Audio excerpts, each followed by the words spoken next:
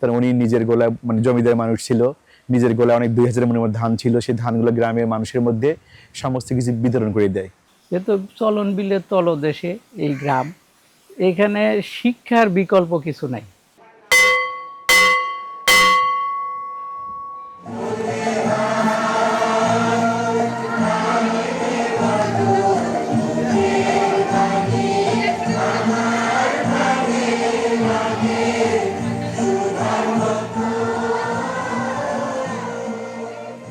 জন্ম এই গ্রামে, আমার গ্রামের নাম হুলুলিয়া। তবে আমাদের গ্রামের সামাজিক ব্যবস্থাপনা এটা নিতান্তই আমাদের গ্রামের একটা নিজস্ব শক্তি মনে করা যায়, যে আমরা নিজেদের সব কিছু নিজেরাই তৈরি করতে পারি। মানে আমরা একটা নিয়মতান্ত্রিকভাবে সমাজে চলাফেরা করা বা সমাজের আচার বিচার আচার সবগুলোই আমরা নিয়ন্ত্রিত থাকি। এবং এই গোটা গ্রামটাই মোটামুটি 12টা পাড়া, 12 পাড়ায় মোটামুটি 400-450 ঘর আমরা বসত। এক সমাজে একভাবে আমরা চলি। আমাদের গ্রামের কোনো দ্বিমত বা দ্বিদল নাই। গ্রামের যে কোনো জটিল কঠিন বিচার ব্যবস্থা এটা গ্রামেই সমাধান বা মীমাংসা করে দেওয়া হয়, বাইরে কেউ যায় না। আর বাইরে যেতে দেওয়াও হয় না, যে অবস্থায় দেওয়া হয় তখন তারা নিজেরাই গ্রামের অনুকূলে এসে দাঁড়ায় যে আমরা বাইরে যাব না। কিন্তু আইনের আশ্রয়ে যাওয়া আগে যত জটিলই হোক, এই গ্রামেই সেটা মীমাংসা হয়, আইনে যাওয়া দরকার হয় না। যার কারণে পুলিশের তো প্রয়োজন আসে না। গ্রাম পরিচালনা কমিটি আছে, গ্রাম চেয়ারম্যানের বডি সদস্য আছে 21 জন। আমাদের এখানে বিচারিক কাজ চালানোর জন্য সামাজিক উন্নয়ন পরিষদ আছে গ্রামে। এই উন্নয়ন পরিষদেই এই বিচার কার্যটা চলে, এটা চেয়ারম্যান সাহেবই ফায়সালা দেয়। যেহেতু চলন বিলের তলদেশে এই গ্রাম, এখানে শিক্ষার বিকল্প কিছু নাই। তাই শিক্ষা আমাদের একটা শক্তি হিসেবে আমরা এটাকে ধারণ করে থাকি। পরিবার ভিত্তিক সবাই একটা মসজিদ, আমরা সবাই এই মসজিদের প্রতি শ্রদ্ধাশীল এবং মসজিদটাই আমরা আমাদের একত্রের একটা অংশ। তারপরও শিক্ষা মনে করেন প্রাইমারি স্কুল, প্রাইমারি থেকে হাই স্কুল, এখন সবে মাত্র একটা মাদ্রাসা হয়েছে। গ্রামের এই শিক্ষার অঙ্গনে এই প্রতিষ্ঠানগুলো আছে ধারাবাহিক ক্রমে। এই গ্রাম থেকেই যারা লেখাপড়া শেষ করে গেছে তারা বাইরে বেশিরভাগ সংখ্যক লোকই আছে। প্রায় বাড়ি প্রতি 2-1 জন আছেই, কোনো কোনো বাড়ি জিরো, মানে লোকই থাকে না, সবাই বাইরে। আমাদের গ্রামে একই ধর্ম, আমাদের গ্রামে আর অন্য ভিন্ন ধর্মের লোক নেই। এক ঘর ছিল, ওরা এখান থেকে চলে গেছে অনেক দিন আগে। বাল্যবিবাহ সংগঠিত হওয়া যায় না বা হতে দেওয়া যায় না, হয় না। আর যারা গরিব, নিতান্ত গরিব, ছেলে মেয়ে মেধা ভালো, লেখাপড়ায় ভালো এবং লেখাপড়াতে আগাতে চায়, এবং আমাদের একটা তহবিল আছে যেটাকে ফান্ড বলা হয়, এটা পোর ফান্ড। এই পোর ফান্ডের থেকে চিকিৎসা, শিক্ষা এবং দুর্যোগ দুর্ভোগের মোকাবেলা করার সাহায্য করা হয়। এক সময় এখানে আমন ধানের চাষ হতো।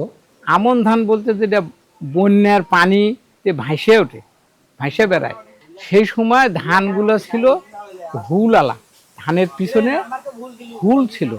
এই ধান এই বেশি বন্যা পানি এরা তোড়াতে পারে। ছোট বন্যা এদেরকে ধান আবাদ করা যায় না, হয় না, ফলন হয় না। গ্রামের চারপাশে যে মাঠটা, এই মাঠটা যেহেতু নিচু, এখানে এই ধানেরই চাষ হতো বেশি। যে এই হুলালা ধানের বেশি সংখ্যক এখানেই উৎপাদন হতো, যার কারণে ওই নামকরণে, ওই অনুকরণেই নামকরণটা হুলহুলিয়া ধরা হয়। সুখ দুঃখ তো মিলেই মানুষের জীবন চলে।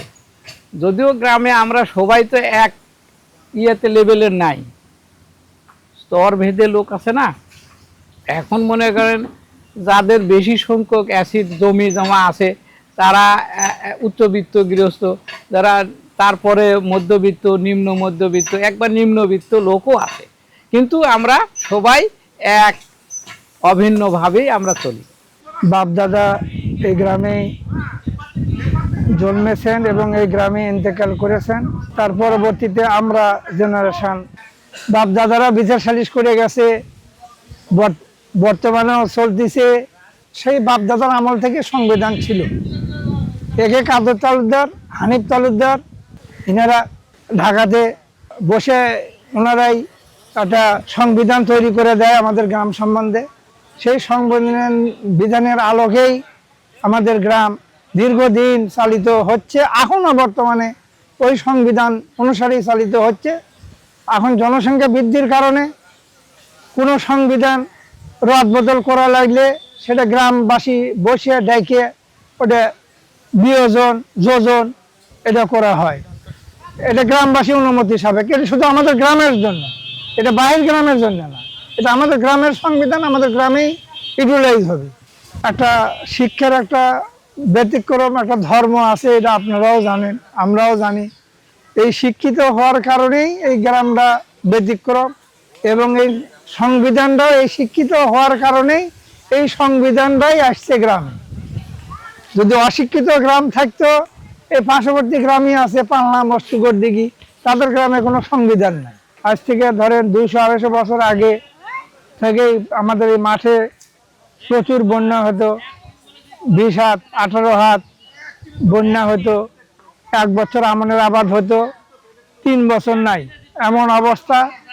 বাপ দাদারা ছাল পালকে লেখাপড়া শিক্ষিত করে মানুষ করে চাকরিজীবীর সংখ্যাটাই বেশি করেছে, এবং যার জন্যে সেই সময় থেকে আমাদের গ্রাম অনেক শিক্ষিত এবং অনেক উন্নত। দেশের প্রতি অনুগত থাকিব,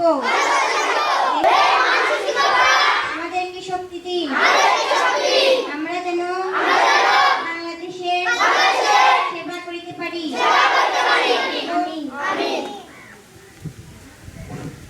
সমাবেশ শান্ত রাখবেন।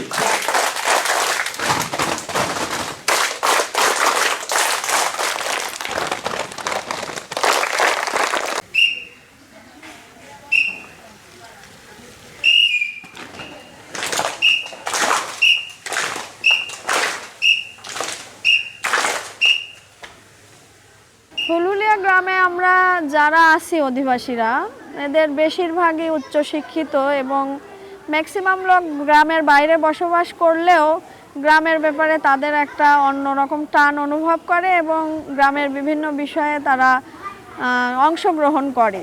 যে কোনো সমস্যা হলে বা আমরা গ্রামে আমাদের 2টা বিদ্যালয় আছে, বিদ্যালয়ের বিভিন্ন পারিপার্শ্বিক অবস্থার ব্যাপারে গ্রামের কাছে আমরা সাহায্য চাইলে তারা যথেষ্ট সহযোগিতা করে।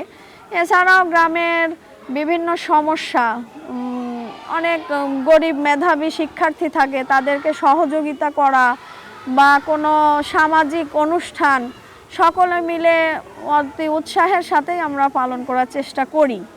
বা বাহিরের কোনো সমস্যা যদি দেখা দেয় তাহলে নিজেরাই আগে সমাধান করার চেষ্টা করি, তারপরে হয়তো প্রশাসনের শরণাপন্ন হওয়ার চিন্তাভাবনা থাকে। এই বিভিন্ন কারণে আমরা আসলে গ্রামটাকে আদর্শ হিসেবেই দেখার চেষ্টা করতেছি আর কি। ঐক্যবদ্ধ থাকার মূল হিসাবটা হচ্ছে যে গ্রামকে ভালোবাসা। সবাই তো চায় তার গ্রামটা উন্নয়নের দিকে থাকুক, মানুষে মানুষে ভেদাভেদ ভুলে সবাই মিলেমিশে থাকুক, একটা সুস্থ সুন্দর সমাজ ব্যবস্থা বিরাজ করুক। আমি মনে করি যে আমরা কল্যাণের পথে তখনই যেতে পারবো যখন আমাদের সবার মধ্যে একটা বিশেষ আন্তরিকতা থাকবে। রাজনৈতিক মতবিরোধ তো থাকবেই, সবারই থাকে, কিন্তু সেটা মানে সবার মধ্যে একটু কমই প্রভাব ফেলে। এটা থাকবে, কিছু তো ঠোকাঠুকি থাকেই, কিন্তু ওইটা যে অনেক বৃহৎ পর্যায়ের কিছু বা সেটা নিয়ে অনেক ঝামেলা, এটা পারতপক্ষে হয় না আর কি।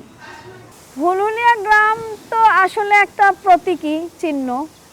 আমরা যেভাবে চলি বা চলার চেষ্টা করি বা দেশের বড় পর্যায়ে যারা আছে তারা গ্রামকে ভালোবেসে যতটুকু খোঁজ খবর রাখছে বা গ্রামের কল্যাণে কাজ করছে, এটা যদি সব গ্রামই করে তাহলে একটা গ্রামের উন্নয়ন মানে একটা সমাজ, একটা সমাজের উন্নয়ন মানে দেশের উন্নয়ন। সবগুলো গ্রাম আগায় গেলে দেশটাও আগায় যাবে। আমি হুলহুলিয়া উচ্চ বিদ্যালয়ে পড়াশোনা করছি। আমাদের গ্রামে মেয়েদের অল্প বয়সে কোনো বিবাহর কোনো প্রচলন নেই, যার কারণে আমরা খুব ভালো করে পড়াশোনা করতে পারি এবং আমাদের পরিবার থেকেও কোনো চাপ আসে না।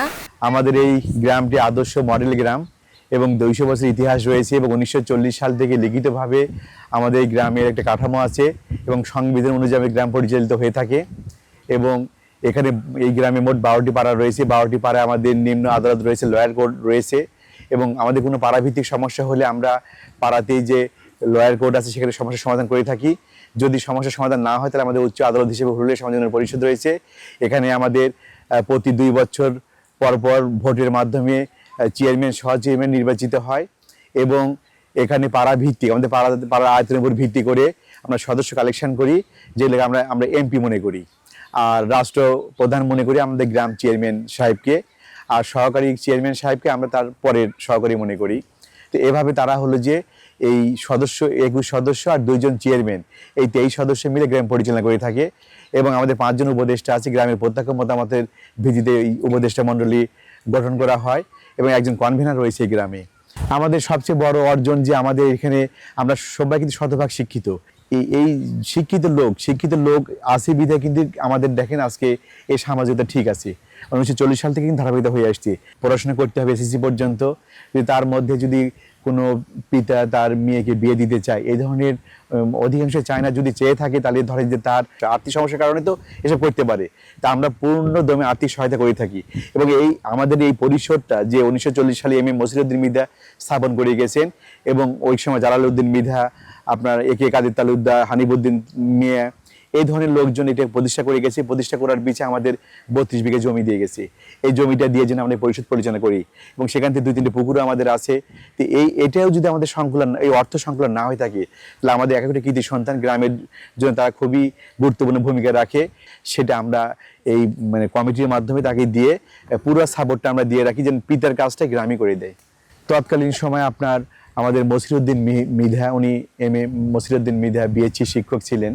তো উনি হলে আমাদের হুলহুলিয়া উচ্চ বিদ্যালয় প্রতিষ্ঠা করে গেছেন এবং ওই সময়ে একবার প্রবল একটা বন্যা আসে। সেই বন্যার কারণে আমাদের গ্রামের সমস্ত ধান টান নষ্ট হয়ে যায়।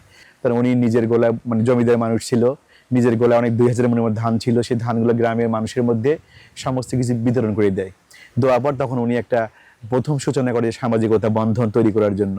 তখন সবাই মনে করছে না খুব ভালো একটা কাজ হয়েছে এবং সেই ব্যক্তি ওই তৎকালীন সময় থেকে একটা কাঠামো, এক পাতার সংবিধান তৈরি করে দিয়ে গিয়েছিল। এইভাবে গ্রাম পরিচালনা করতে হয়। আস্তে আস্তে আপনি সংযোজন বিয়োজন করে 14-20টা হয়ে গেছে। ওইখান থেকে সূচনা হয়ে আমাদের কাঠামোটা আজ পর্যন্ত এই পর্যন্ত আমরা নিয়ে এসেছি। দেখবেন যে যারা এখানে গ্রামে যারা বসবাস করে বর্তমানে, সবাইকে জিজ্ঞেস করলেই দেখবেন যে যদি বয়স্ক লোক হয় তারা বলে 5ম শ্রেণী পাস। তারপরে দেখবেন যে যখন একটু মোটামুটি মিডিল বয়স 8ম শ্রেণী পর্যন্ত তার লেখাপড়া আছে। আর বর্তমান জেনারেশন আছে এরা হলো অধিকাংশই দেখেন যে আপনি এসএসসি পাস আর নাহলে এসএসসি ফেল। এভাবে এটাই বাধ্যতামূলক করা হয়েছে গ্রামের ইয়েতে। আর বিশেষ করে আমাদের সন্ধ্যের পরে যারা স্কুলে পড়াশোনা করে বাচ্চা কাচ্চা, এদের সন্ধ্যের পরে বাইরে বাড়ানো নিষেধ। যারা কলেজ গোয়িং আছে, ইউনিভার্সিটি গোয়িং আছে, এদের জন্য উন্মুক্ত করা আছে। পাশে ক্লাব আছে, ওরা প্রায় 10টা পর্যন্ত খেলবে বা টিভি দেখবে, স্পোর্ট খেলাধুলা দেখবে, তারপর বাড়িতে চলে যাবে। আর এখানে ধরেন যে আপনার ওই ধরনের কোনো মাদক টাদক থেকে শুরু করে টিচিং এই ধরনের কোনো ইফেক্ট এই গ্রামে নেই। আর হলে আমাদের সামাজিক পরিষদ আছে, শক্ত হাতে দমন করে। আমরা কিন্তু ওয়ান কমান্ডে চলি, ভালো হোক মন্দ হোক। গ্রাম চেয়ারম্যান 2 বছর মেয়াদে হয়েছে, উনি যেটা ভালো মনে করবে সেটা।